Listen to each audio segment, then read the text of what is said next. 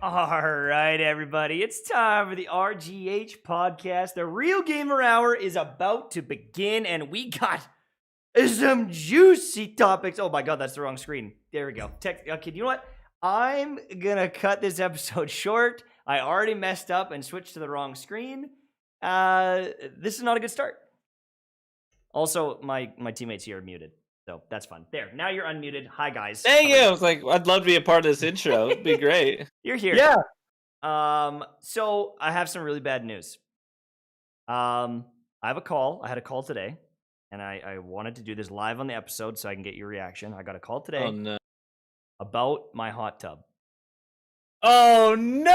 It is still delayed. It won't be until Bruh. well past Christmas. So no Christmas hot tub with the boys. No New Year's Eve hot tub. It's Man. gonna What be are we well doing in this the- for? What are we doing this for? I know. Hot I know. tubbing What's with this your all been boys? about? What are we? Yeah, exactly. You know what? We're gonna end the podcast there, guys. It's been a good run. We're out of here. It'll happen. It's been It'll happen. it was my goal to shoot my January Manscaped ad from the hot tub with the guys. Right? What better place to talk about proper ball management? You know? But we can at least talk about some gaming Wait a second. here today. Thank you so much. Oh my god, $200 in RGH donations. You can get yourself your own hot tub now because Yeah. I mean you're Yeah. set. What I was gonna say. what a legend. First of all, Christopher, big supporter since forever, absolute legend. But I was joking. The first one, I said that's half of TV's whiskey bottle for tonight. So hence the other half. I guess that makes sense. We can afford one entire whiskey bottle for TV. Oh my stars. Only the top shelf stuff for this guy. Alrighty, so we're gonna talk about Bungie today. They got exposed for some toxic workplace stuff and some breaking news like 7 minutes before the podcast. We'll talk about that. Royal And 2. we all have our own interesting stories about Bungie that we may share. Yeah. Nothing as big as some other people, but certainly some just kind of interesting stuff and a little just kind of some interesting stuff that corroborates what other people are saying. Halo Pro cheats. Royal 2 cheated in a tournament. It's a little bit different than you might think, but it's still considered cheating, and he is now in hot water. Microsoft admitted to literally killing a studio. They just nuked a studio. And then talk about some Game Awards stuff, things we saw, things we're excited about. And then Battlefield cuts the lobby size down. We'll talk about that if we've got time. And we've got a couple other little topics that we might hit in After Dark. But let's get started with Bungie getting exposed. So this week, there was an article that came out through IGN where, was it 26 people came forward saying that Bungie was a toxic workplace. There were allegations of kind of an old boys club feel. There were people that, should have been punished and weren't punished. There were people that were really using their control. And, people in the narrative team who felt like they were harassed by the community, but even people within the studio and didn't really have any protection or support. And there's a lot there. There's a whole article through IGN about it. But then it kind of escalated from there because we even saw Milan Games, who's a YouTuber in the Destiny community, who did a small contract there that was like, yeah, I had a terrible time there too. Like, it was absolutely brutal. And so we'll touch kind of on all those different things. Where do you guys want to start with this? Yeah, it's a pretty wild story. It's kind of like, so I think we can all agree on a couple of things. Like the first thing to mention is like, these claims seem extremely legit. Not only is it quite a few sources coming forward. Again, you have someone like Milan Games, who we've all met. I definitely believe Milan Games' experience, certainly. And so this is something that should be taken seriously. Even though it's not, from what's coming out, it's nowhere near as bad as the Activision stuff. It's also kind of a showcase as to you don't necessarily need to be overtly physically assaulting people sometimes in the Activision case, and you don't have to go Cosby Suite level bad, which is they literally called it the Cosby Suite. You don't have to go that bad for things to still be a toxic work environment. Yeah. And we all thought Bungie was I think we would golden say that, we're good thing they have left Activision, right? And it's apparently they're also pretty toxic. With all that being said, it was also mentioned even by like the people coming forward with their stories that like in the past couple years, especially like kind of I think there was like almost like a turning point around like 2019, like kind of from 2019 forward, things have been improving. But even though they've been improving, not everything is fixed. And new safety measures and policies implemented to help protect people. it's not Absolutely, fully solved. Yeah, and the stories did seem like they were specific to certain sub communities within the Bungie. Like Bungie's big, right? It's a lot of people. It's a big company, and so it definitely didn't, from what I could gather, sound like it was a entire workplace issue. It was really these sort of sub communities and these old guard guys kind of enforcing their will and everything, and even like taking credit for ideas. That really, like, just reading that, like, I just felt so bad for people who well, I don't think it was like just the narrative team. I think there was some, like, obviously they tried to put together this like diversity, which wouldn't be overseeing the entire studio, and then that fell apart and stuff like that. Like, there's a big story we highly recommend. We highly recommend going and reading the IGN article if you haven't. But yeah, like you said, TV, some of the stuff they're accused of is like the narrative team, especially like you brought up, was apparently super crappy. Like people would do all this work, and then some guy would be like, "This is not my vision, my original vision from Destiny 1," and then like make them redo it, yell at people, scream at people, like all under this umbrella of Bungie is about teams and everything's better with teamwork, and then it's like some guys, it's like my story, my way. That doesn't fit my vision. But also, it's like, well, what is the story? And it's like, well, it's in my head. And it's like, well, we're the narrative team trying to make this story. So it's like, what do you want? And like, how are we supposed to know what your vision is? It's just like, well, and honestly, that's the exact same thing that happened with Milan.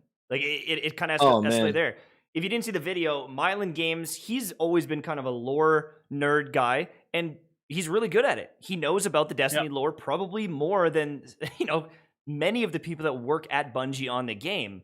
And they hired him to do like an anthology of all the lore in the game. And he created these books with different passages. And he like... Well, he curated... So, like you said, 3 lore books that Bungie was going to sell. He was in charge of taking all these random... Like, there's hundreds, if not thousands of Grimoire entries. And putting them in a very specific order for each chapter. That makes sense. It flows well. Which is like hard to do. Like if they would have done it wrong, it would make no sense. It was like, why are we? You know what I mean? Like people would really hate it, but they didn't. They loved it. Like the lore anthology books sold out. They did so well. They ended up making a 4th one. But continue with the story, Tash. Here's what happened. Well, he put everything together, and then at the last minute, they looped in one of the old guard, and they're like, yeah, we're going to get him to kind of check things over. And the guy was like super condescending and like, yeah, I don't know if this is really good. Like, why are you making... explain literally all of your decisions right now in the last week, 1 week before the deadline. And Milan is like, well, luckily, I've worked in healthcare and I do document everything and why those decisions. And so he broke down, this is the reason why all of these cards are in place, because it builds on this and builds on this and builds on this. And if I didn't do it, it wouldn't make any goddamn sense. Like, exactly. That's why, because I know the lore.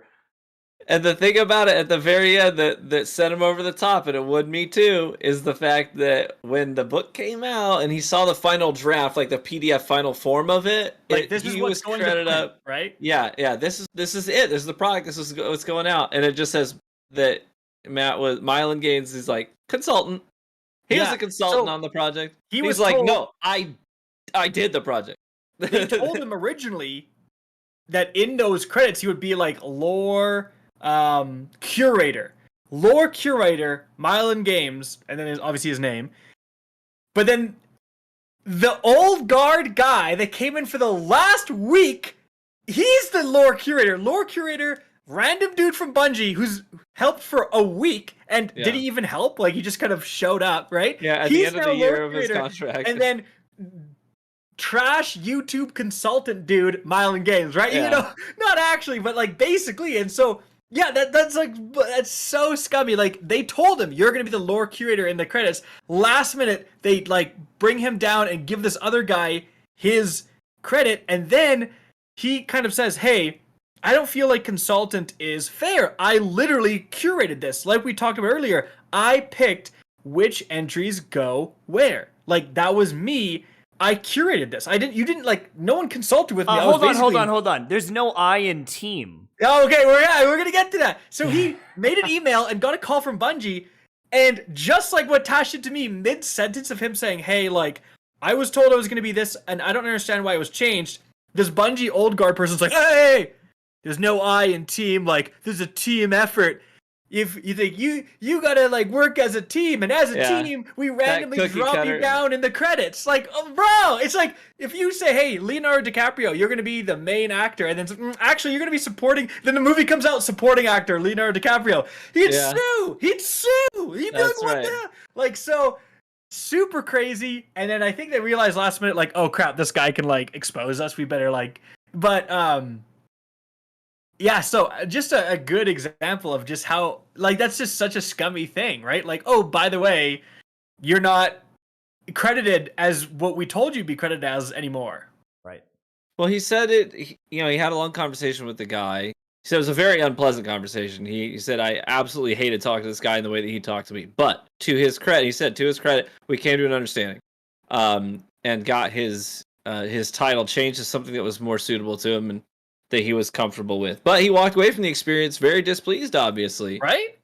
And I can't blame him for that. But that sort of speaks to the Bungie workplace experience that these people are referencing, and the kind of old guard that, kind of being the imposers of their will.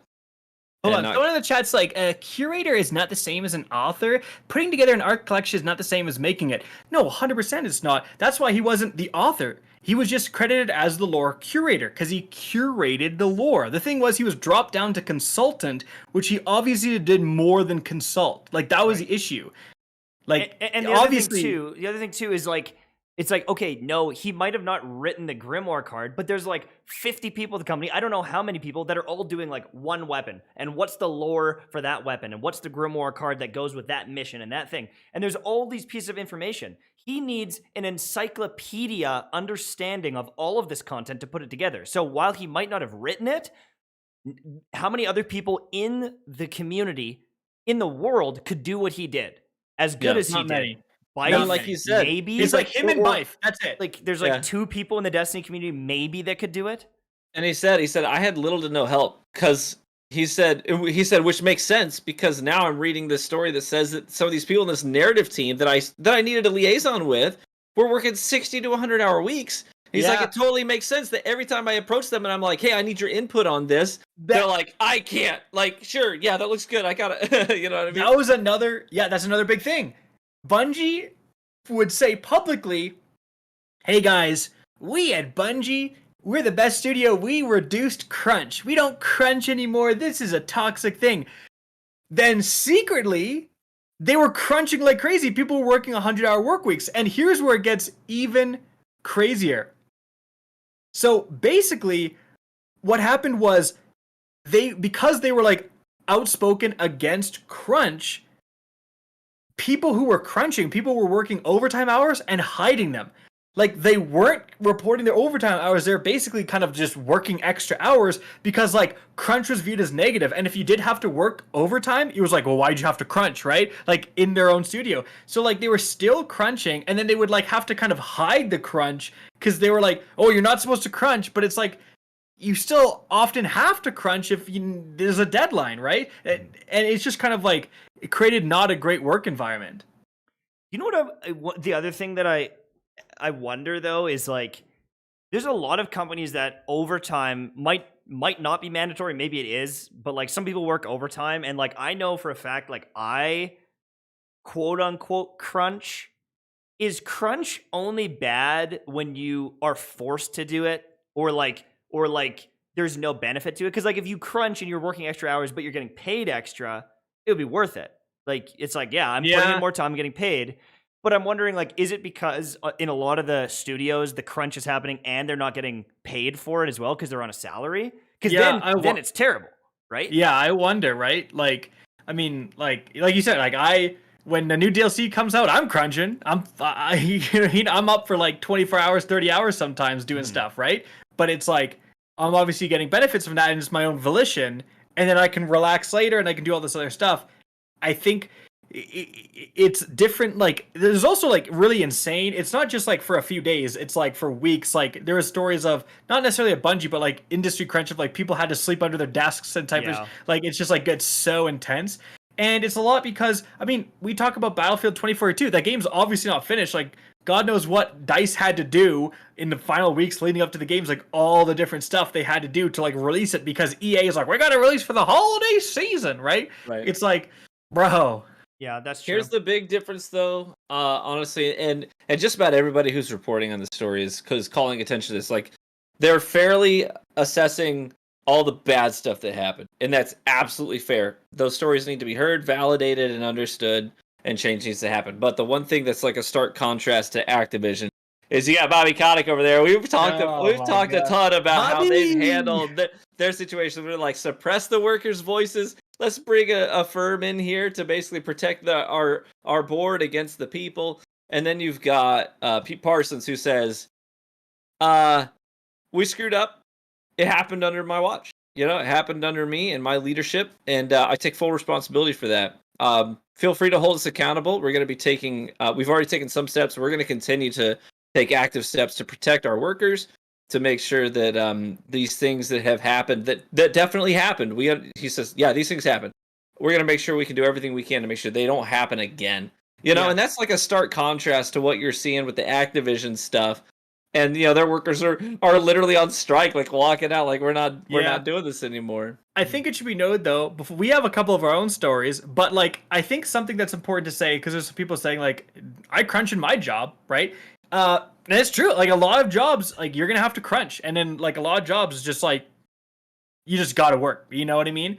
But I think with Bungie's case, but the reason this article I think kind of hit differently is because Bungie is very like overtly the good guys. It kind of surprised people because again, we would call it a good thing Bungie left Activision. Bungie's not doing what Activision's doing, and no, they didn't to the degree. But I think it's a kind of an example of that like progressive corporatism, right? Where you see Bungie and they're like, on Women's Day, we at Bungie celebrate women. We love women, and we're hiring more women, and that's all great.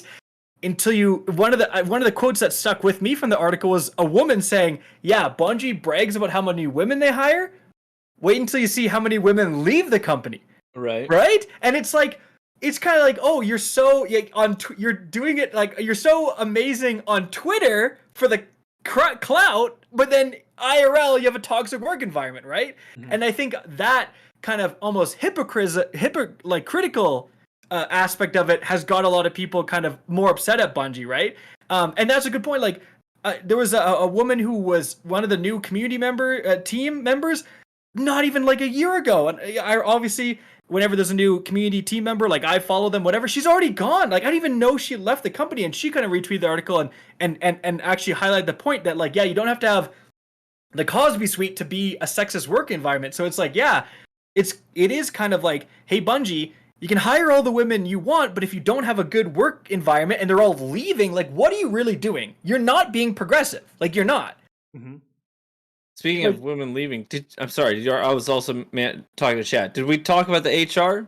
7 minutes ago, this was announced. Or 7 minutes before we started the stream, the head of Bungie HR gone. Yeah. So, and like, there's a lot to unpack there. If you just read her statement, it's like, wait, why are you leaving? It doesn't really make sense. You have to read both articles. You know, there's allegations that like the HR team was a little bit biased or like didn't do as much as could have been done. And, you know, there were people that got protected at Bungie and things like that. So I don't know. Yeah, it's like when you have a company with this many people, you're bound to have some bad eggs. And yeah, you know, it is up to you to smite that shit.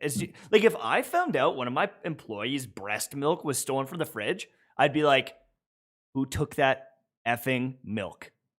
And I would curb like they'd be done. Like if I was in a company like that and I found out one of my female employees' breast milk was stolen from the fucking company fridge, like I would go scorch earth and I'd be like, I literally won't pay anyone until someone fesses up. Like rat on your person, and we're gonna get them out of here. Like, No, well, you're not allowed to do that. I know, but you know what I mean. I know. Like, there'd be something. There's appreciate got to be the- yeah. something. No, but you know. that's a good point, and it's also to what you said. There's bound to be bad eggs, and you're right. It's like no matter what you do, you can't like predict everything. You're gonna hire someone who's immensely talented, but kind of a jerk every once in a while, right? But it's also the issue was the old guard. These jerks were like the people that were so up from like the Halo days that they were like untouchable, and like no one could criticize them, right? And their way was their way or the highway. And now apparently a handful of them have left or are gone. And so if you look at who has been fired in the past 3 years, you can make some speculations. Yeah. Of like Oh, dude. who might have been affecting that. And Yeah, it's like they said, like a lot of high up Bungie guys they started to get rid of, and there was like a time around that 2019 like turning point where like a lot of high up people left the company, and then someone like Josh Hamrick. Now I'm not accusing him of absolutely anything, but he was a high up guy at Bungie had left, and now I feel sorry for people like Josh Hamrick because then now it's like they have a shadow over their head. Were they involved in this kind of sus? Yeah, everyone's gonna be going through the list of who's left Bungie and these. Yeah, is he just like a normal guy who just like moved on for the company? And so now it's like because of these non-disclosure agreements, like it's almost like backfired because everyone who left Bungie is now going to be looked at like, oh, are you one of those toxic people? Because they can't name who those toxic people were because everyone who works there has to sign a non-disparagement agreement. Yeah. So it's like, it's just a crazy thing. Now, we promised some stories. So we actually have some of our own stories here. And now I should preface this by saying most of the people I work with at Bungie are wonderful. The community team is generally pretty nice to me when DMG isn't roasting me on Twitter. That, you know what I mean? And the people I've met there that I've had to deal with going to events have been super nice to me. Like I haven't necessarily experienced any like overt toxicity or anything like that, but kind of almost going into building off of Milan Games' story where they kind of hire this outside YouTuber to help them with this stuff, and then it kind of like almost like shoo him away.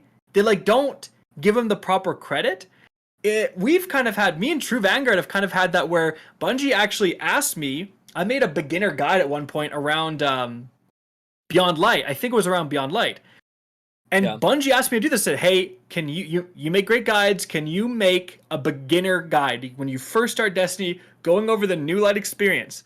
And if you do this, we're going to retweet it, we're going to do all this stuff, like we're going to promote it on our socials. And I was like, oh man, like that's a lot of work, and you want that right after Beyond Light. This is going to be a huge expansion. I'm going to be playing all the new stuff, all this crazy stuff, right?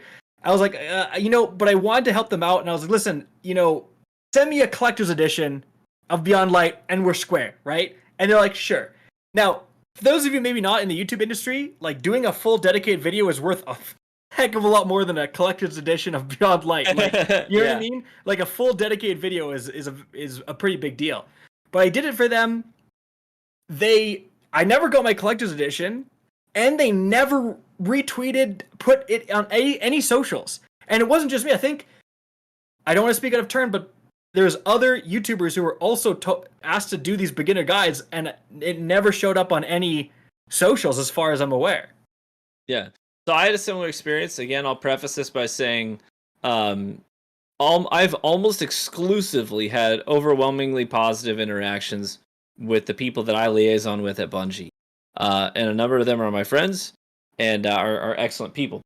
But there's a but there. I did have a similar interaction as you, Kakis, where over a year ago I was contacted by someone at Bungie who said, hey, we would love for you. Trials of Osiris is coming back, baby. We revamped Trials. It's now going to be the Trials of Osiris. And here's all the information about what the playlist is going to be like. And it was a lot to digest, right? I had to understand how everything was going to work and operate. And they said, we need you to make a complete beginner's guide to... Well, they said, we'd love it if you would make a complete beginner's guide to Trials of Osiris for the PvP community. And it's not for payment, but we will retweet it. We'll share it on our socials. We'll make sure that we get eyes on it because we want people who are new to the experience to understand how the game mode work. And I thought, that sounds great. You know, I had vivid memories of a time I had been featured on Bungie's website before, and it led to one of the most catalytic growth seasons of my channel's history. And so I was like, if I could get, involved in that again, that'd be great, So who would say no to that? So I said sure. I worked really hard to make what I thought was a really well fleshed out and intuitive, complete beginner's guide to Trials of Osiris. And it was one of those things, just like Haggis. I didn't see it anywhere. I reached out to him and said, hey, I did it. Here it is. Here's the link. And it never got like retweeted or shared, or never saw it on any of Bungie's official stuff. And so, I know for a fact we're not the only two. Yeah. There's like other YouTubers that were asked to do this as well. So it kind of brings into question. I mean, I did one too. I don't know if they retweeted. I can't remember if they retweeted it, but I did one too. But it's like, are they just forgetful? It's very possible, especially with the launch of a new DLC. I'll give Bungie, maybe they just forgot. It's just so wild over there. But if they're doing this to like 3, at least 5, 10 YouTubers, are they potentially just kind of like, I don't want to say manipulating, but like using us to make videos that they want us to make to get new players into their game, and then they're like, whatever, we don't need to retweet it, right? Which is it feels a bit bad, and it's like kind of, I feel like you're kind of nervous telling these stories because you're almost worried about Bungie being vindictive. I mean, for me, they still don't follow. I have like 1 million subscribers, and all I do is cover Destiny. They still don't follow me on Twitter, on like at Bungie or at Destiny 2, like none of that stuff. And I'm always like, see that, I'm like, dude, like, did I do something to like piss them off? You're almost like kind of afraid to like, I mean, obviously, I still very much speak my mind about like stuff I don't like. You just got to keep it respectful and like not go Halo Reddit. But you are kind of like, geez, did I say something wrong? Are they like mad that I said something and they're like taking it out on me? And it's just like, it's something that for a company that kind of goes out to try to be so positive, forward facing, again, the internals are not necessarily reflective of that. I'm almost 100% sure I'm legitimately blacklisted now because someone at some company I'm not gonna obviously leak it. They straight up told me a bunch of people after the Summit event were very angry at me and they hated the way I brought things up and they'd never want me in there again. Like specifically said, never again. Because and I did make a video and I was just like, I told them like everything and they came out and they're like, why did you make that video? And I was like, I'm just making a video on how it went and like how it felt and like I stood up for for the community and like I was there for you going to bat and like I guess we'll see what happens. And I just kind of told my side of it and they're like, well, you made it look like there was like some sort of aggression there or like we weren't collaborative, and they were like pretty mad about that. And I was like, well, some of the devs weren't collaborative. They didn't want to hear what we had to say like at all. Like some of them completely shut it down, and it almost puts into question or it kind of brings to light the old guard mentality of like we're just stupid content creators that don't know what's good for the game and all these different things and but it's like they clearly don't know what's good for the freaking game. They released Destiny 2 vanilla. That was a disaster. It's like now it looks like they've kind of finally understood, but that's a perfect example too. It's like sometimes you feel like devs are like upset at your feedback if you don't like their idea, and you're like, yeah, it's not a good idea. It's like, so what do you hard. want from me? It's so hard, because like, I mean, to play devil's advocate, I mean, I have had specific interactions where I've uploaded a video just completely on my own, talking about a point of contention that I have with the state of the game, maybe the state of the PvP, and I just I put it out there and let it go. And there's been a couple of times where I've actually received direct communication from I mean, people pretty high up who said, hey, I just wanted to let you know, I'd watched your video, I brought it to one of the executive meetings and made a couple of talking points out of it, just so you know, we really value your feedback, and I made sure that it was brought up. And they didn't have to do that. So yeah, I mean, to their credit, I mean, there's other times where they are exceptional in that. So it's like, I think it really just depends on who is it that's handling the feedback. No, you're right. That's a great devil's advocate. Like we're giving the worst examples. Most of the time, we don't have, like, if I'm invited to an event and we gather feedback, I've had plenty of times where the devs seemed very receptive to feedback. Oh, like, why would you do that? Well, because of this. Oh, yeah, that kind of makes sense. Yeah, you know what I mean? Like, it all depends on, like, who you're talking to. And again, it's like, if you have, like, a couple of, like, those old guard people running a summit, maybe you will get that summit maybe will be influenced by them in a negative way. It's and with all this coming to light, it's just kind of an interesting kind of thing to collaborate the stories at IGN. Yeah, for sure. Do we want to keep hitting on Bungie, or do we want to move on to some of the other topics now? I think 36 minutes in? Yeah, let's go. I think we're good. Let's go. I just want to end with, can we just say, like, listen, obviously this is bad. Bungie needs to get better, right? And especially, like, get better internally. Stop talking about how good you are on Twitter, because you're obviously not that, you know what I mean? Like, it needs to happen in the studio first and then tell us about it, right? Like, don't have such a high turnover rate and then brag about, like, hiring people. Make sure you have a solid studio first and a great work environment, and then come out and say this. I just, like, that's the thing that annoys me, is like, we say one thing, but we don't actually do it. I guess one quick thing also before we go is, like, we talked a little bit about crunch and, like, bad workplace environment, and I saw a lot of different game devs recently, even from Bungie, they were, like, tweeting out their salary and stuff. It seems like maybe there is some sort of push for, like, unionization in gaming, of, like, if this is your title, this is what you get paid, and, like, some sort of union to protect the people. I wonder if that will be something that happens in the near future, because especially if crunch is continuing to go on and people are not getting paid fairly for the hours they're putting in, people are getting promised, like with Borderlands, you guys are gonna get a big bonus, and then they don't get paid the bonus. Like, it just disappears. Or the Fallout New Vegas, they were promised bonus if it got, like, an 85 on Metacritic, and it got, like, an 84. And so they missed all their bonuses. It's like, bruh. You're not going to give me a percentage of the bonus? Like, what? Exactly. Yeah, it's absolutely crazy. Nick Brill with $139.99. That's $99 US. Thank you so much, Nick. This is a crazy episode. We're popping off here. But the topics we got to move on, though. We got to move on. We're done with Halo. Bungie. We're glad that they're getting better, though. Things are looking up. Like, that's a good thing. It's not the Activision thing where, like, things are going nowhere. Things are looking like they're improving, which is good. Things are not looking up for the Sentinels. Yes. Who are a competitive it's team kind of a crazy story. in the Halo So this is actually a really interesting story to me. I was really enjoying reading up on this one. So you have Royal 2, who's a member of the Sentinels Pro team in the Halo scene. And not too long ago, just a couple weeks ago, they had a tournament, okay? And basically, I remember seeing this in real time unfold on Twitter, where people who were participating in the tournament were saying, listen, man, congrats to the Sentinels and Royal 2 on their victory. They won the tournament, right? Congrats to them. But something was up, man. I don't know if it was the ping. Our ping to those servers was so bad. It hasn't been bad in any of our other matches. It's been always on a specific server in Texas, because that's, you know, almost everyone in the Halo scene is either Midwest or Central Time.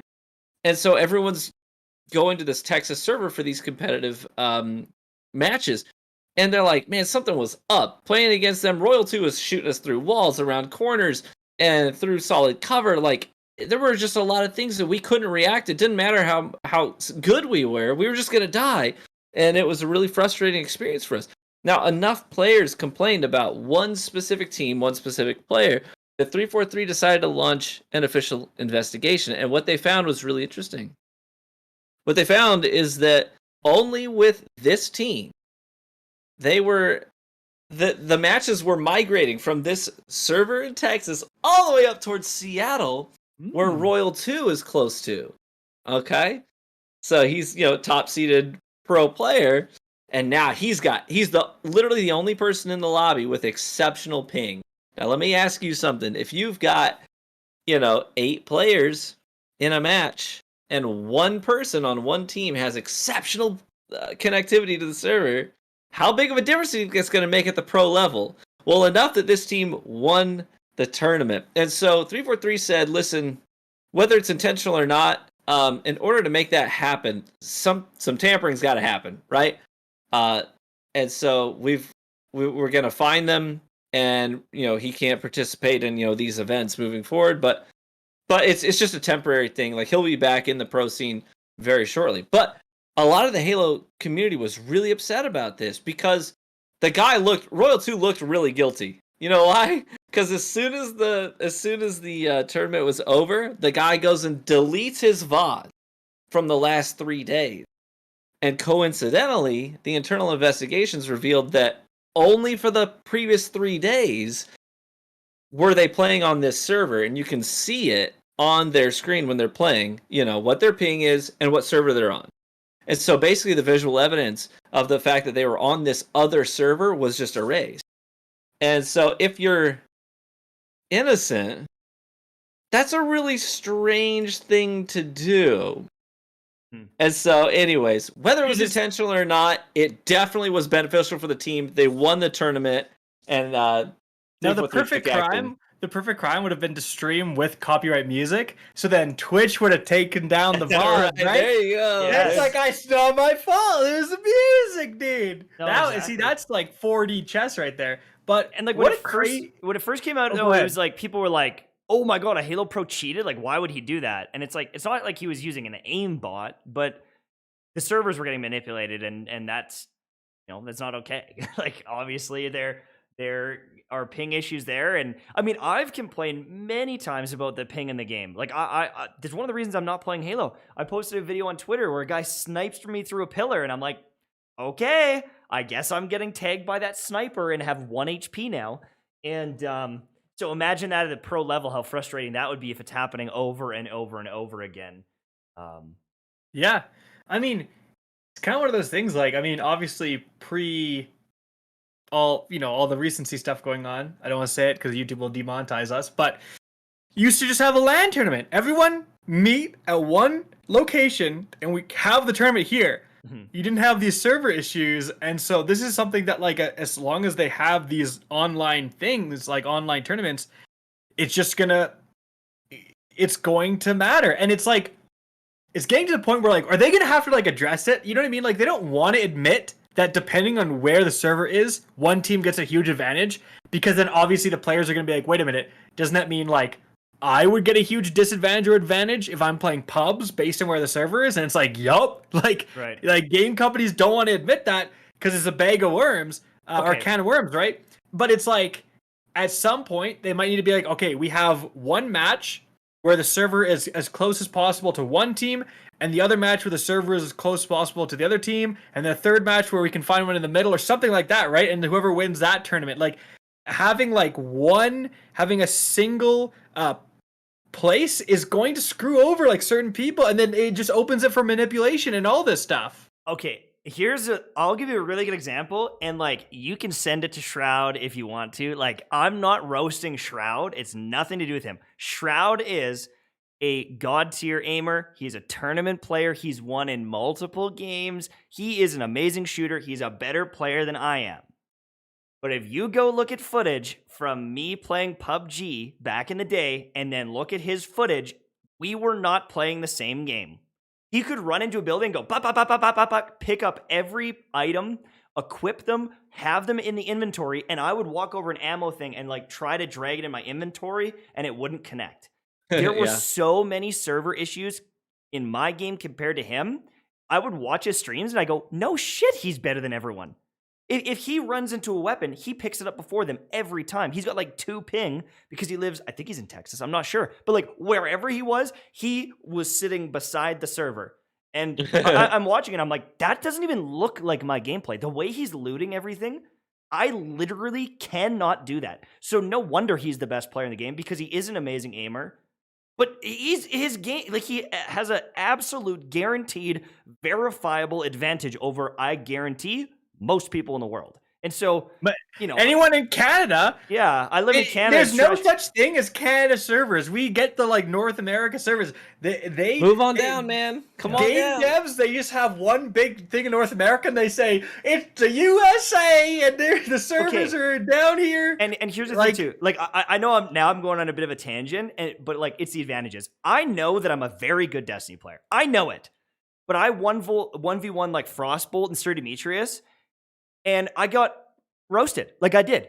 Are they a better player than me? Absolutely. But if you go back and look at the footage from my angle, they're tagging me once with their hand cannon before they're on my screen. So obviously ping for me in Canada is dog meat on Destiny as well. And so it's like, I never know how good I am at shooter games because I've been dealing with this. And how many times have I complained about Valorant where I'm shooting them first and it says that I hit them twice? Like I've complained about Valorant all the time.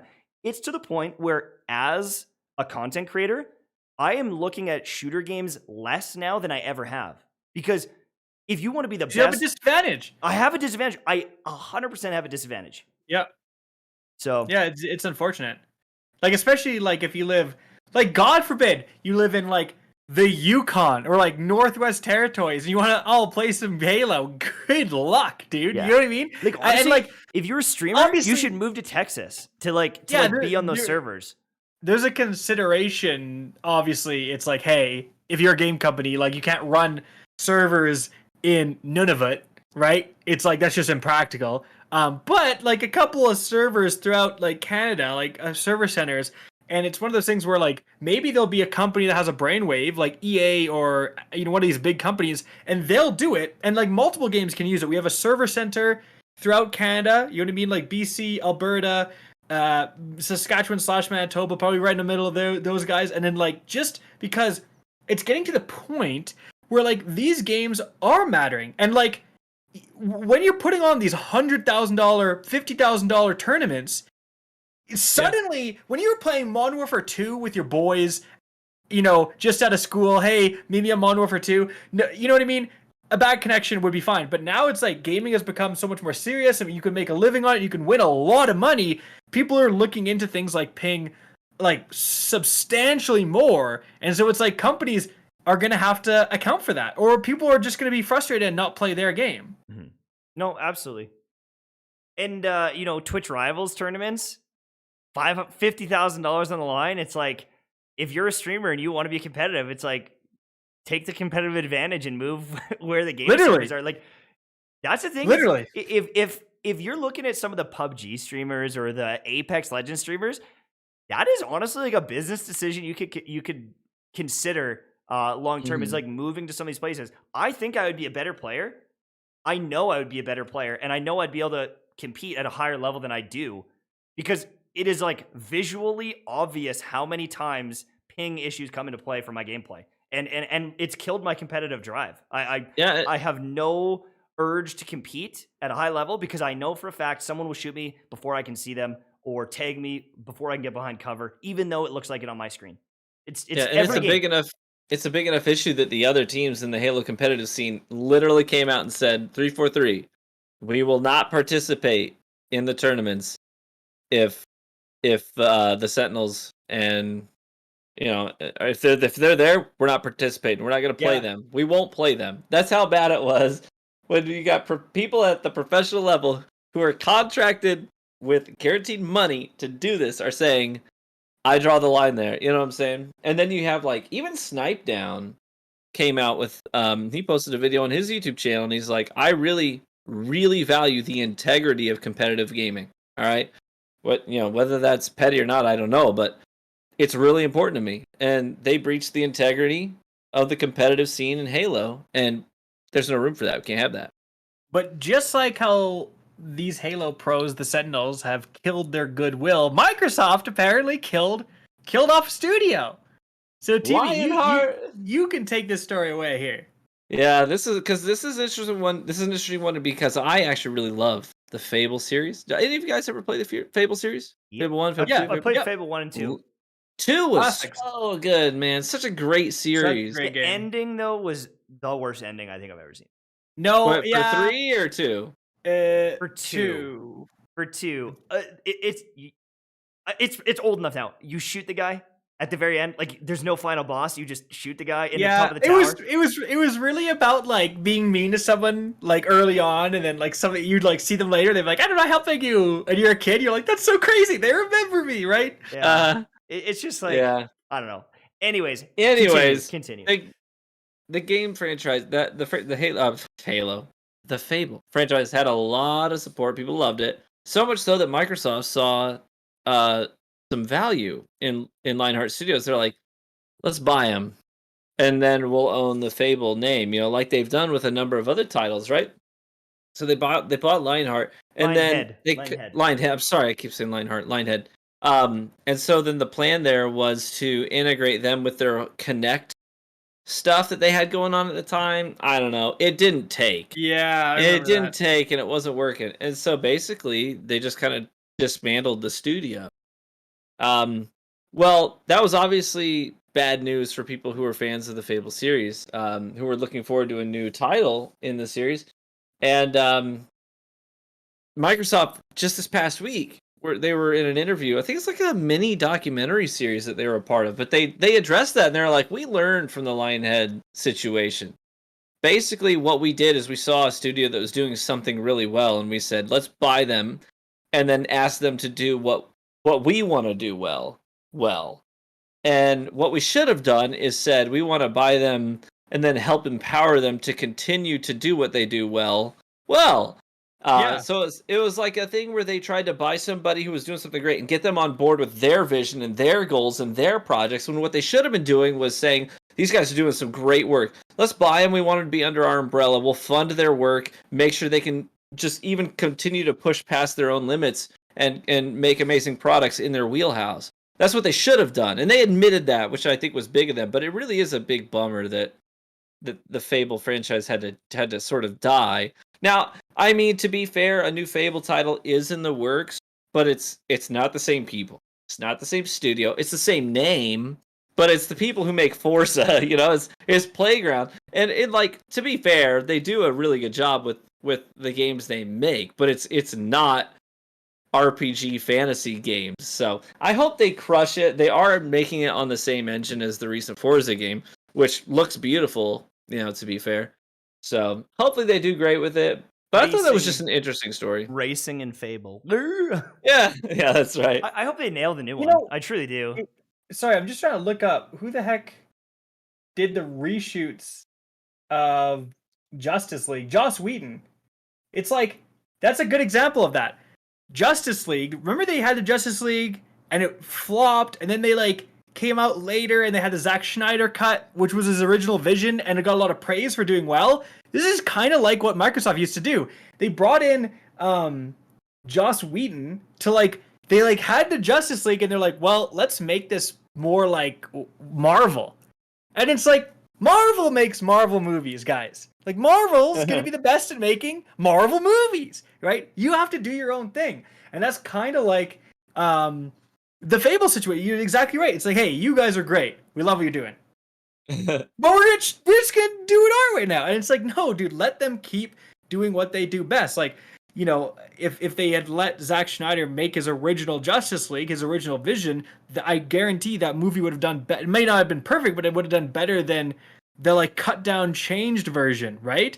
It's like, you have to let someone with the original vision do what they're good at doing. Otherwise, don't hire them. Like you said, why buy Fable just to change them? What was the point? You could buy any studio and just make them do what you want to do, or just hire new people to your existing studios. True, 100%. Let's move on to, really quickly, the Game Awards.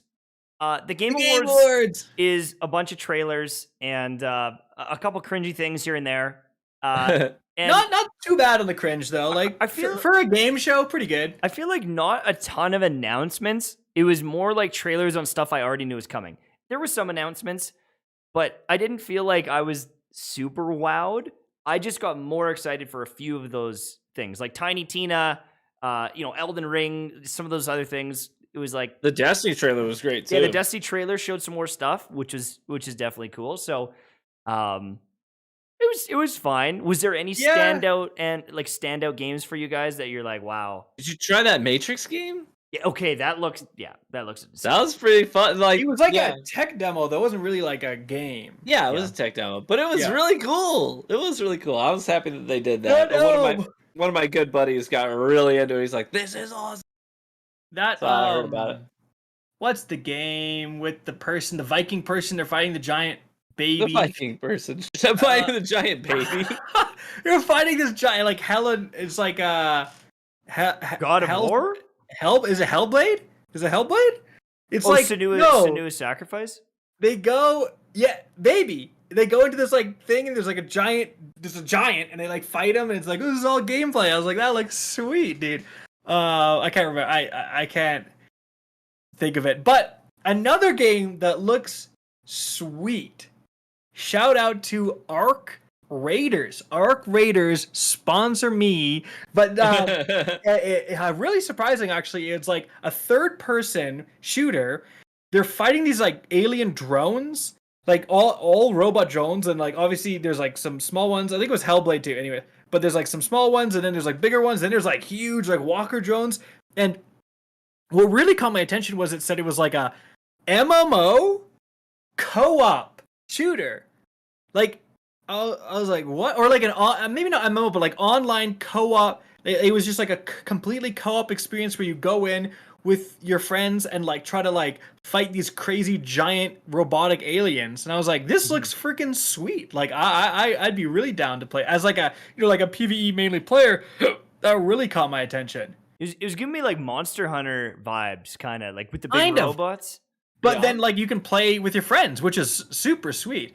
I'm not sure if it has like a looting aspect. I think there like loot was like mentioned, but then it also has like almost like a arcadey like 80s vibe. Like the Arc Raiders is very stylized, has like very bright in color, like their logo. So I'm like kind of trying to understand the vibe of this game. It just seems like wild. Yeah. I don't know. I didn't watch it the day of. I was coaching some hockey, and then I watched some of the trailers. But like, my hype level is about where it was. Like, I'm a little bit more hyped about a few things. There's some like indie games like Hollow Knight, Silksong, like the new Hollow Knight game, more indie. There's a bunch that I want to play just for me. I don't plan on streaming it or covering it. Good news is Genshin Impact won Best Mobile Game, and they gave us some free Primo gems and a couple memes along the way. This poor person, I think it was a woman, right? She looked at this thing, obviously didn't know what Genshin Impact was, and was like, "What the heck? Like, what is? Feeling ill prepared. What is? Well, I don't know. When I first, I think I called it like Genshin or like. I was like, "What is this word? What is this?" I remember the first time you talked about it was Genshin. Genshin. Yeah, Impact. I was like, "Whoa! You just see this word?" I'm like, I am notoriously bad. I can't give this woman any slack. Say Bobby Kotick's name right. I say Bobby Kovic every time. I called the Synthoceps, I called them the Syncoceps for the longest time. I still sometimes, for the Elixni, I call them the Helsinki. Still sometimes, I call them the Helsinki. Hey, do you have dyslexia? The Omnioculus, I call it the Homunculus, whatever. Homunculus. I think you called that sniper so the Adorned too for the longest time. The Adorned, yeah, and it's the Adored. Oh my gosh, dude. I maybe I do have dyslexia. Honestly, it's getting pretty bad. But for the mispronunciations, but I do my best. Let's move on quickly to the Battlefield stuff. So Battlefield cutting some of the lobbies down in half. You're kind of saying it's almost like a beta test for how the maps will perform with less people on it. It's the whole Battlefield story is so interesting to me. And maybe it's because I'm still playing the game. I still play the game almost every day. I'm pretty hooked on it when I'm not swamped with work. But so one of the things they've done is they did like this week where they had like a sort of featured playlist. You know how Bungie has these featured playlists in Destiny sometimes? Well, they did a similar thing where they cut the lobbies down from 128 players down to 64. They cut them in half. And PlayStation 4? Like, yeah, that's right. And so they did that for PC and next gen consoles, and everyone was like, "No, don't let it go away. It's good. It's good." So, if you're not familiar with the game, it's typically 128 players on these maps. It's really, it can get really crowded in certain places. Like, imagine your your objective point is to push a rooftop. And that rooftop only has 3 points of entry. Yeah, 2. But there's 4, like ladders. But there's, anywhere between like 40 and 60 people on that rooftop with 3 entry points. Looking down the ladder, like, bro, come up. Like, so you'll open up the doors to the elevator with your gun, like, what's going on? God. And they've literally airdropped a tank. And it's sitting there, looking right at the elevator. And they get like 6 kills, Yeah. And it's just dumb. So, anyways, they thought maybe it would help alleviate some of the pressures of the way that these maps play out. if they cut these lobbies in half, a lot of the players said, hey, please keep these changes. These are really good. So they said, you know what, we'll bite on that. Well, we're going to extend it. So right now, if you fire up Battlefield 2042 and you're in the All Out Warfare playlist, you have the option to play the game mode that is just 64 players on these maps. And so you have a little more space to work with, you know? And most players are really responding really well to it. So I wonder how much the game is going to continue to change from its original vision and then start to just come more in line with what the community who loves Battlefield really expects from the game. I feel like I wouldn't like that though. Like, I'm not gonna cap. I like 120 players. It's wild. You throw a grenade and get 10 kills. Like, you absolutely go around the corner and you see like literally 20 people all facing a different direction. Like, oh my gosh, like it's just wild. So I kind of like the chaos, and Battlefield has always been a chaotic game, right? Also, these maps were kind of a little bit more designed. Dude, I play Breakthrough, so like, there's Conquest where you have the whole map up and you go to the different maps. I play Breakthrough, so it doesn't even let you go to the whole map. You have like one small area where all 128 players are fighting over, and then that's how you get level up fast. You throw those sensor grenades, and you get like a 17,000 experience. So, to me, I wouldn't like that, but it's good that they provide like the choice, because there are certainly some maps that are like poorly designed.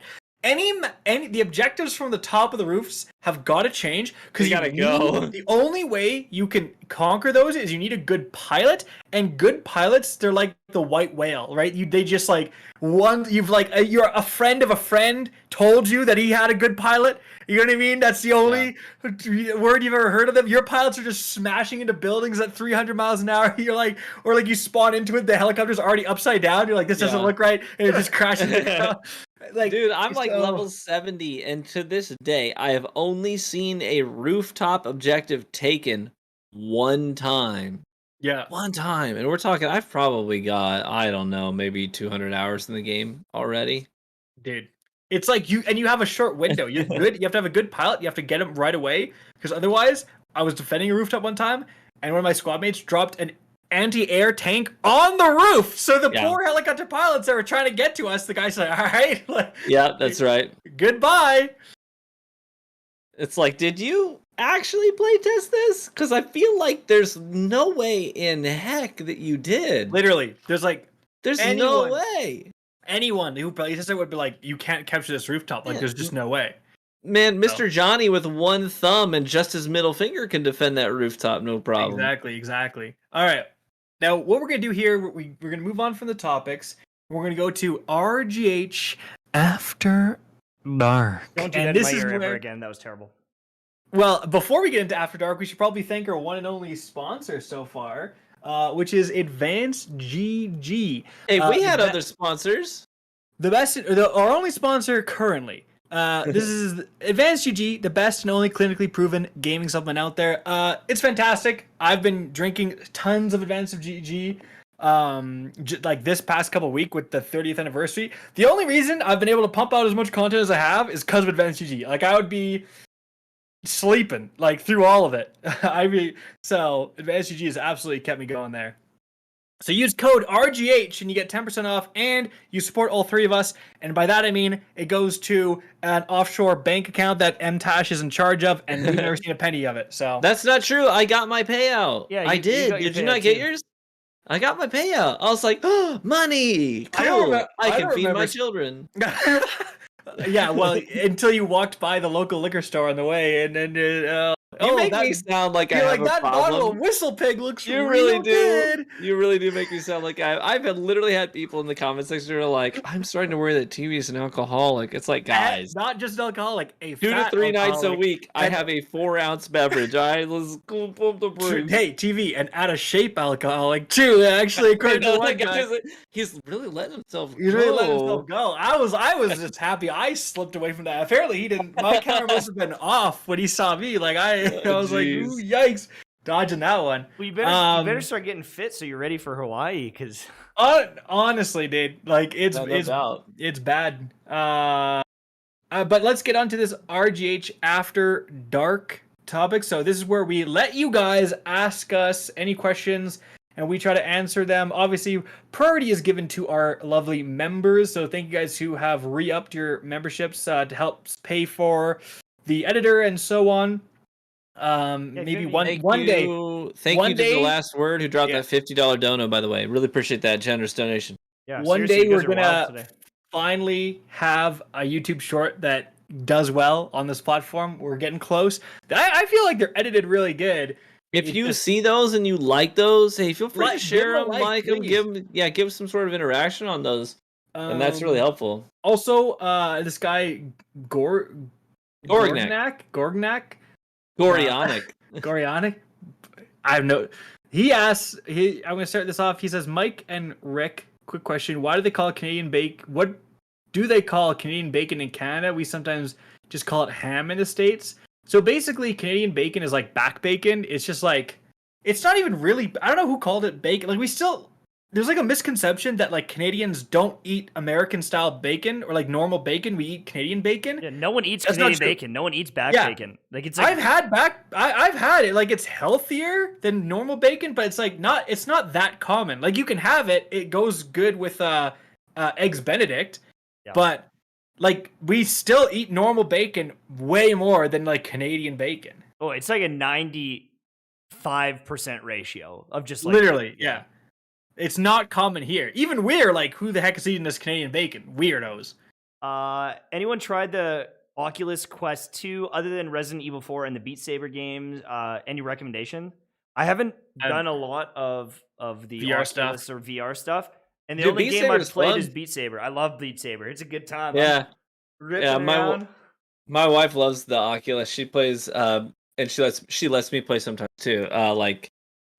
Beat Saber for sure. And then also, the name of it, but it's like a Darth Vader Star Wars game where you end up kind of working alongside Darth Vader and you do like lightsaber duels. It's pretty cool. Oh, I like that one that's, what is it, Ultra Hot or Super Hot. Super Hot, and it's like if you don't move, time slows down, and then you can like grab the guns and you can like grab a bottle and throw it at someone. That game was pretty damn fun overall.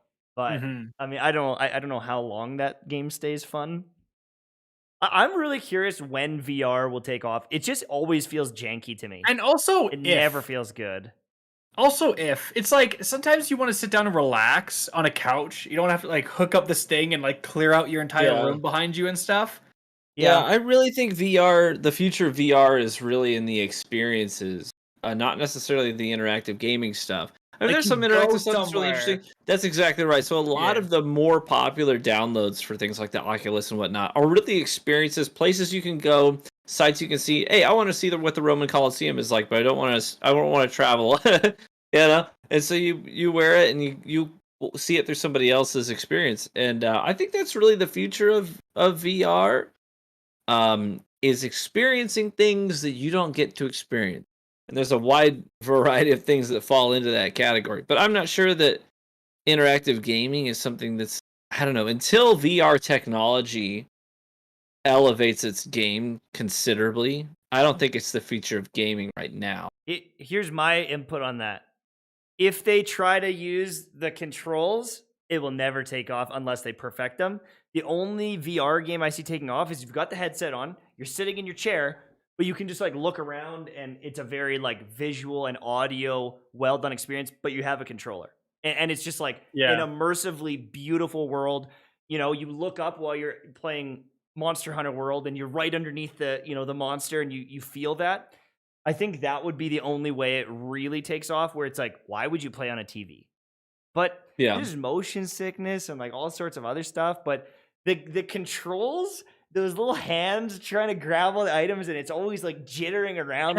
And you see the gameplay, it's like your hands like this. And you're like, it's always you're jittering. Like holding it, and then it's like you're like dropping it, or like. Dude, I play. So I'm a diehard Phasmophobia enthusiast. I play that game probably 3 nights a week. We gotta play at some point. We gotta do like a Phasmophobia RGH. My wife is like a level. She just passed level 1,000 this week in that game. We played so much. Literally, but when you have somebody in the lobby playing VR, it's the goofiest looking game. You're like trying to ghost hunt, and you look over at your buddy and he's like, you have like this object, you're like, let me grab it, and then the VR guy's like, yeah. And he like finally like grabs it, and then he's like, "Look what I looks like found." he's Yeah, and his hands like, his bones are broken in 12 "Look what I places. found." It's a Yeah. shame Like- you aren't watching this live if you're listening to this in your car, because the hand motions that I just witnessed are a sight to see. That was incredible. It's what they look like. It was VR like I characters. was there in the game. My God. Yeah, like you were literally experiencing VR. Yep. Someone did ask what I was drinking tonight. Was is a drink called the Monte Cassino. It's a nod to the Benedictine order. It's a really cool drink, but it follows the last word template where it's equal parts citrus juice, 2 liqueurs, and a base spirit. So it's like 100 proof rye with lemon juice, Benedictine, and yellow chartreuse. Delicious. Will the metaverse take over the world? I think 0%. I think it's 0%. Because number one is like, who is going to spend more time in the metaverse than normal life? Wow. 2 is like, how much time in that metaverse are you going to spend and get meaning out of it? Like, what are you doing in the metaverse? How big is this metaverse? Writing Like, conspiracy theories. there's just so many things that go on there. It's like, is it going to be a game with things to do? Or are you just going to be sitting around talking around? Is it going to be a city that you can explore and find things? Like, I just don't know where that goes to the point where it overtakes society and becomes like widely adopted. Everyone's plugged into the metaverse. It's like they go home and they're plugged into the metaverse. You have to have like haptic feedback, like fabrics where you can like feel stuff and like you have to be in like a weightless environment to like actually move around. It would be insane. Like if they achieved that, you could go into like a pod and truly control your character or something like that. Right. Maybe, but like other than that, I don't know. If It you could somehow do your like remote job in the game, like while you're there, you could just do all your functions in your made up world. Like maybe, but no, I just don't see it. It just seems like a new way for like crypto bros to like sell stuff Sell and merch. also get rich. In fairness, get insanely rich. But I have some a of them. friend that I played hockey with. He's made like over $5 million off NFTs, and like obviously some of that's luck, but he just bought a penthouse in Kelowna. Like he legitimately multimillionaire because of NFTs and Ethereum and all that, and it's like amazing for sure. But like, what about the other people that are bag holding on a lot of these like scam coins and like all this? Yeah. And like, did you guys see the Ubisoft courts? They just did an announcement. It had 1,000 likes, 25,000 dislikes, and they're like, yeah, in our new shooter game, you can earn these cosmetics and you get an NFT of it and you can sell it. And one of the NFTs is 600 hours of gameplay. And so it's like, people are just gonna farm that. They're gonna like have a bot running the whole time, get it, and then try to sell it. And what is that achieving? And you know, that's the crazy thing is like everyone's like, well, they've got these non-fungible tokens, and you know you have that ownership. If they shut down the game servers, you're not gonna use that thing. Like you don't have control over that asset forever the way they make it sound. Unless they're contractually and governmentally forced to keep the servers on indefinitely. I think it might go beyond like servers because there's like a special like address that they can tell that you're the owner. But it's also like, but if you can't even play the game, why would it have any value? This is a whole different like debate. Like it's one of those things where it's like, I think they're kind of dumb, but I can't say that they're dumb. Because your friend made $5 million and you just bought a pet. I didn't buy a penthouse. You know what I mean? Yeah. So clearly, the people who are well researched and doing NFTs and the coins and stuff right are making bank. But we should say like a lot of people are not making bank, and there's quite a lot of like almost like survivorship bias where you look. Maybe not survivorship bias, but bias where you look at the people who've succeeded massively and you think you can do it too. The best example of that, freaking stock market, dude. I'm like, dude, everyone's getting free money with GameStop. Right. Turns out harder than you think to make money on the stock market, you know? The thing is like, are NFTs in games gonna solve look at what CS:GO is doing and the skin sales there. Like obviously there is people that want to buy and sell skins, but there's ways to do that you don't need NFT technology really. Like I don't know if it's like this next gen thing. I think you said it best when it's like, okay, is this NFT going to like improve the game, or is it just gonna be like I'm farming and not even having fun to get these NFTs to try to get money?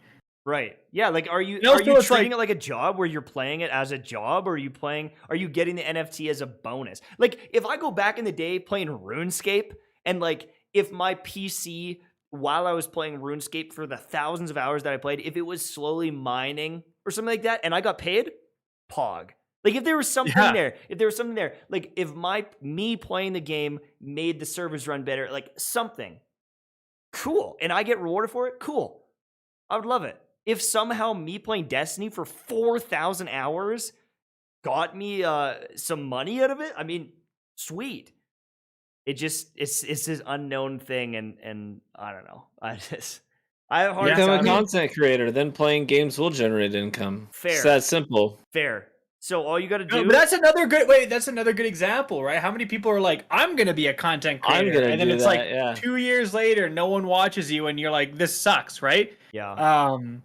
So you're like, I can be the next ninja. Like, no, you can't. All right, like I'll Yeah. tell you, like There's a it lot of looks great. factors to success that are completely out of your Yeah. control. And like, Ninja went and buys a penthouse. Doesn't mean you can get the money to buy a penthouse. Like there's so many tiers of it. There's like, so I think there's a lot of people looking at just the success stories and not the people that lost all their money on Squid Coin because it was like a scam, right? So I also feel like with content creation though, like there's the bias of like the success stories, and like I could want to be like them, but I think there's also the bias of like the guy that's been grinding for 5 years has amazing quality and he just never made it. I feel like that story gets painted a lot, but it's like in actuality, that person that's been doing it for 5 years with amazing quality who just never got discovered, that is an anomaly. The fact of the matter is most people are dog meat at content creation. Some of the worst content you'll ever see. Why would you ever watch it bad? But they won't accept that. They're like, oh, it's impossible to make it. And it's like, I don't know. And I'm just going to give you an example. True Vanguard, right down below me. Him, me, Hovey, the Jez, Fallout Plays, Aztecross, at one point or another, all had like a tiny amount of followers, almost all of us at the same time. And all of us consistently posted, consistently had good content, and all of us succeeded. And like, are we the niche that sees it? But like, the thing is when I was bigger, I saw Fallout Plays posting when he was really small, and I was like, that guy's gonna make it. Like I could just see it. His quality was so good. It's like he's gonna make it. All he has to do is continue. And if you go back and look, there's a DM to Fallout Plays, a DM to Aztecross, there's a DM to Sir Demetrius, there's a DM to all sorts of people that I've talked to that I saw coming up, and I was like, you have to keep going. Like you don't understand how close you are. Like you've got what it takes. And they popped off. You gotta break through that ceiling, and things are gonna change dramatically for you. Yeah. And it's like they're the outliers that make really, really good content, but there's also a ton of people that are just awful. Just awful. But then they get mad and they make YouTube delete the dislikes. Yeah, fair. Christopher Sharp had a good question. He said, as a content creator, do you still have the same enjoyment out of gaming on your own downtime? Absolutely not. No shot. Because you just feel like you're like, why the hell am I playing this other game? I could be playing Destiny. I could be making content. I could be making money. Yeah. It's interesting. Yeah. That's the interesting thing about content creation is that you are in control of every factor, right? There's no boss above you that says this is how many hours we expect out of you a week, and this is how much you're going to get paid for those hours. As a content creator, and this does apply to other different types of revenue sources as well for other people out there. It's not just a content creator exclusive issue, but as a content creator, you're always thinking during this time, if I chose to do this thing, I could generate more revenue. Like there's always that thought. When I'm sitting down and having dinner with my family, if I was downstairs editing another video or a YouTube short or streaming right now, I'd be racking up more subscriptions and donations. I'd be generating revenue. Like there's no one above you that's saying this is the cutoff, right? So every moment of your day is a potential to generate revenue.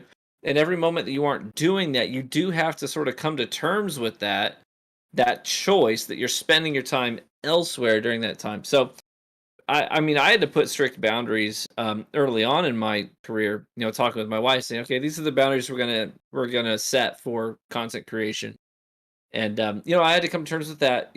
Sometimes I fully understand. There's months where I could have made 2 or 3 times more than I did, but I chose not to because there were other things that I thought were going to be more important. And part of that is my social gaming time. So a lot of times in the evenings, I'm doing social gaming with my wife and our 2 best friends.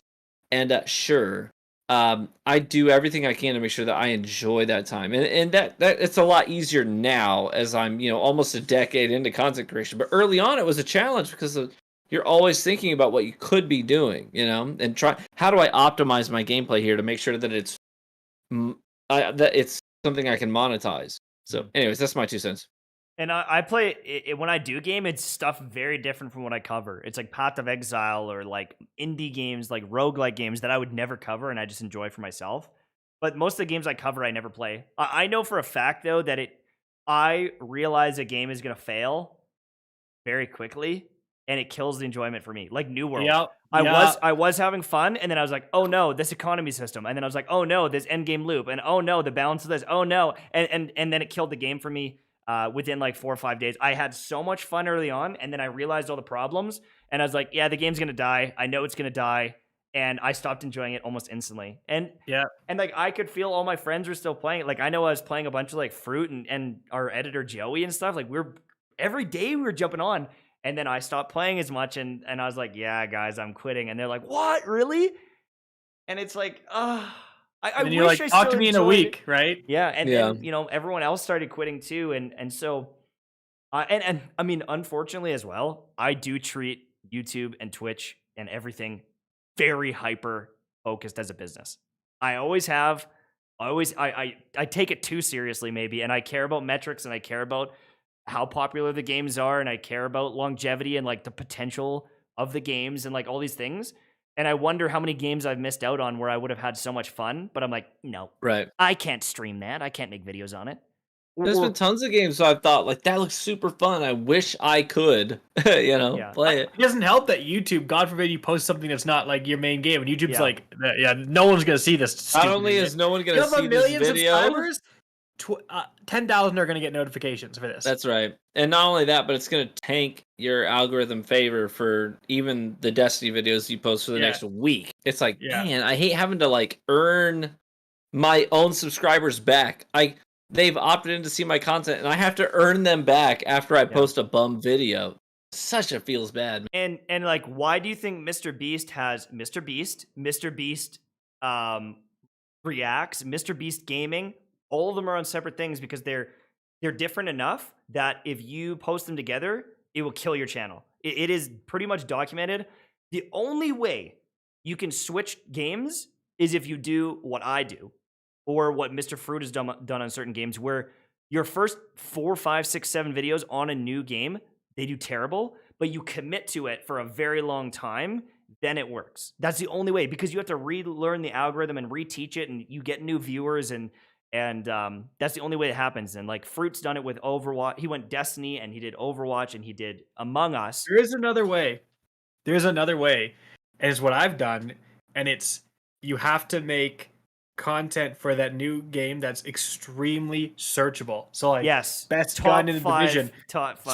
So the algorithm is gonna do terrible. The video is gonna bomb with your audience, but it hits that right target, and so many people are gonna be searching for it. Then it then pops off over time. Yes, and that's the only other thing you can do. My Outriders videos, some of them have 200,000-300,000 views, and I posted a handful of them. And early on, they did okay because I kind of had exclusive footage.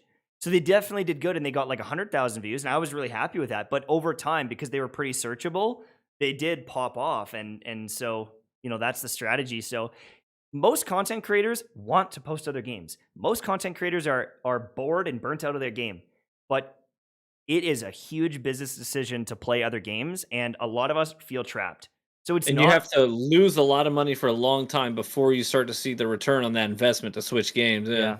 It's a tough thing, and like honestly, I would never recommend content creation to anyone who wants to still enjoy gaming. I still enjoy gaming, but I enjoy other games away from it. But also, like, just the way you analyze video games now, and like like when I look at the Game Awards, I'm not sitting there like, ooh, I'm like, okay, what game has potential? What are the potential audience? What are the reactions? Like, I'm analyzing everything. It's kind of gross. It kind of ruins that hobby a little bit. The magic of gaming. It with all of that being said, it's still, I'd rather be doing this than most other things. Oh, yeah. Listen, so I'm still happier than I've ever been in my life. It's not that bad, but I think we got in a little bit of a tangent. It's certainly, content creation is certainly not that bad. We're not trying to make it seem like it's like we have the hardest job out there. We definitely don't. But it's like, I think the reason we brought it up is because we're talking about NFTs, where it's like, it may look on the outside like what Ninja, Dr. Disrespect, me, any of you guys are doing is like easy. Oh, I can do it too. And it's definitely not. And kind of that was our point. A couple people in the chat were like, you were dissing NFTs. Absolutely not. You could do so well in NFTs. You can make more than all three of us combined with NFTs, but you have to really be smart about it. And you have to like really do your research about it. But it's kind of like anything, dude. It's like you can be a content creator if you're really smart about it, really good at it, do your research, all this stuff. You can do whatever you want that way, right? Just like the gains of NFTs and crypto is just so insane recently. So speaking of Dr. Disrespect, he made a game studio. Yeah. Dr. Disrespect. I'll get the name of it here. I'll post a link in the chat so you guys can see it yourself. But he's making a game studio, which is kind of crazy. It's called Midnight Society. I'll get the Twitter here, and I'll post it in the chat. It's called Shungite Society. Midnight Society. Oh, nothing. And it's a new AAA game studio. They've got some people from the Halo, Call of Duty. If you guys don't know, Dr. Disrespect was a map designer for Sledgehammer. Oh. So he was a Call of Duty map designer before all the content creation stuff. So he knows what he's talking about. He's worked with Rogue Company to build a map on the Dr. Disrespect arena map and everything. That's and right. Doc repeatedly roasts games. Like he roasts systems. He talks about games all the time, and he's like, "What are you doing over there at Blue Ball Studio?" Right? But honestly, putting your money where your mouth is, he's like, "All right, I keep complaining. I can do this. I'm gonna make a game." So it either pops off and is the best shooter game we've seen, or he gets absolutely roasted if it fails.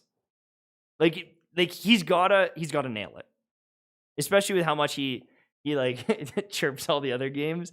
And I hope he succeeds. Well, he's gonna hire good talent within the industry, obviously. Yeah, but I mean that's a big project. And if it's a AAA shooter game, I mean I don't know how much it costs to make like a PUBG type game. Like if you wanted to clone a PUBG game and make that, how much does that cost you from start to finish? I don't know. I have no idea.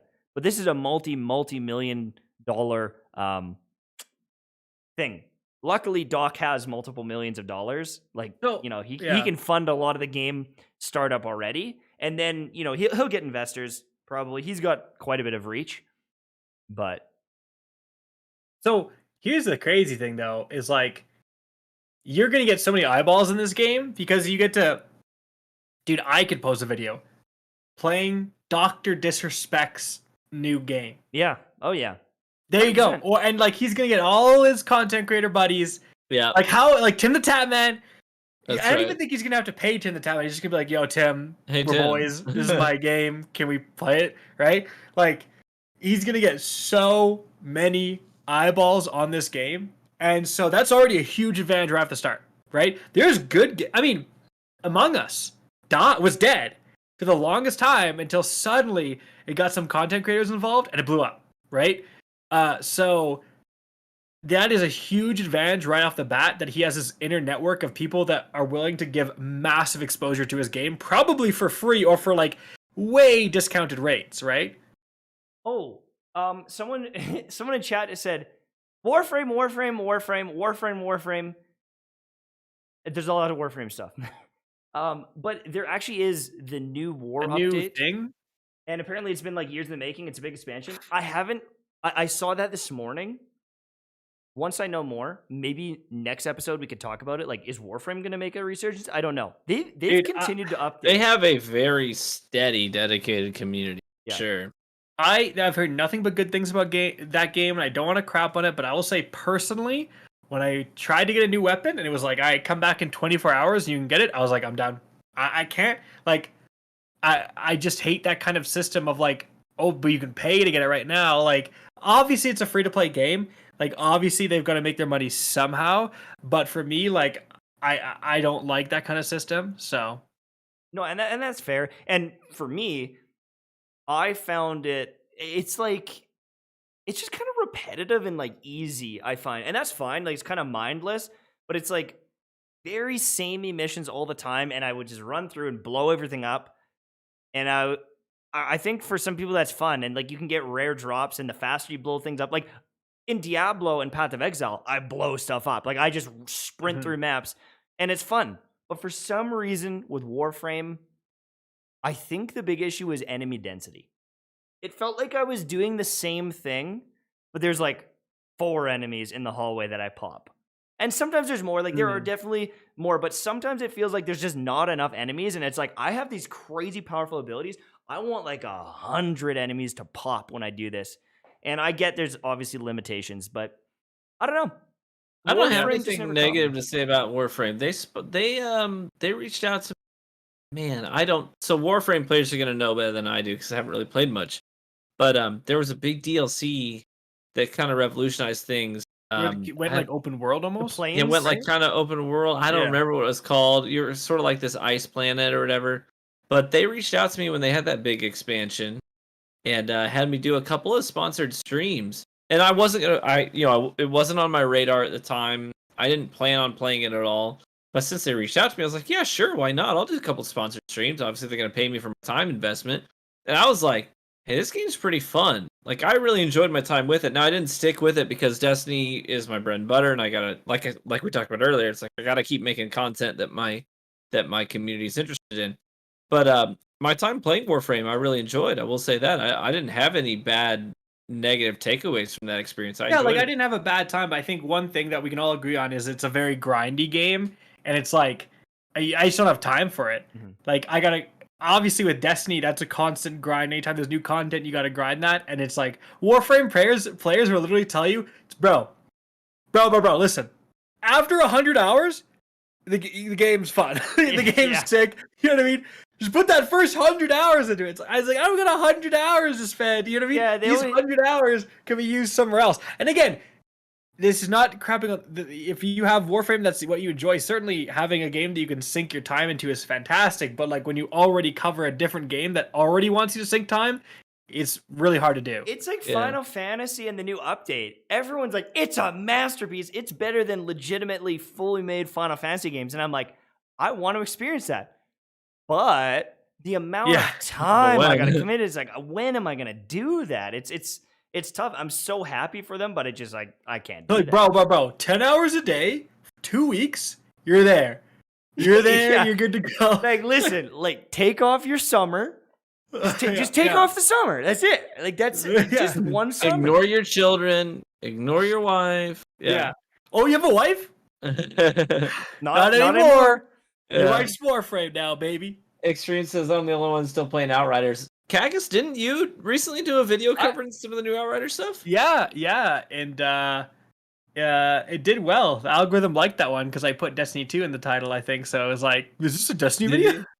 I just said this. You want to hear? This is a great title. I said, tricked the You tricked no, the no, algorithm. no. I said the title was something like, "This game with 600 players just embarrassed Destiny 2," because that's all they were getting. Literally, I think their height was 630 players before this update, and then even still, they released a transmog system that, I mean, it quite literally does embarrass Destiny 2's transmog system. Yeah. No limits, no money, no micro, like nothing. Just switch. As soon as you get it, it's unlocked. Destiny had this such an overly complicated system, and it was limited. Like, it was so annoying. So I did kind of say, hey, this game just did a huge update. It's pretty fun. The no expedition timers is fantastic for solo. Like, it was really hard to hit those timers solo. But now, if you're a solo player, you can get in there, and I was still able to, with my old like pestilence ammo build, I was able to go in there and still like get the level 15 like one done. So that was sweet. No, it was fun. Cool. Very cool. Well, we've had a long episode today. I think we're going to wrap it up here. We've got more topics next week. We always have episodes. Someone asked earlier if we're going to do one next week. As long as everyone's here, no one's away. Oh shoot! Let me think about that. 22nd. I think it's the 22nd. This is 20. I'm gone. That's literally the day I leave. I'm out of town. I could do Tuesday. I could do Tuesday. I think I could do Tuesday. Yeah, hockey will be done. I'll be able to do Tuesday. Yeah. Yeah. So we might have As to long do it as- Tuesday. Unless like the most epic exotic quest, unless Bungie drops a raid next Tuesday, we don't think they will. Like we're good. You know what I mean? Yeah. So we'll try to do one on Tuesday next week. Thank you so much for all the love and support. We appreciate you here at RGH Podcast, the Real Gamer Hour. We typically do these every Wednesday night at 9 p.m. Eastern Time. We will see about next week. We'll make sure to tweet it out. So follow the Twitter. I'm MTashed. I'm Cactus HD. I'm True Vanguard. And this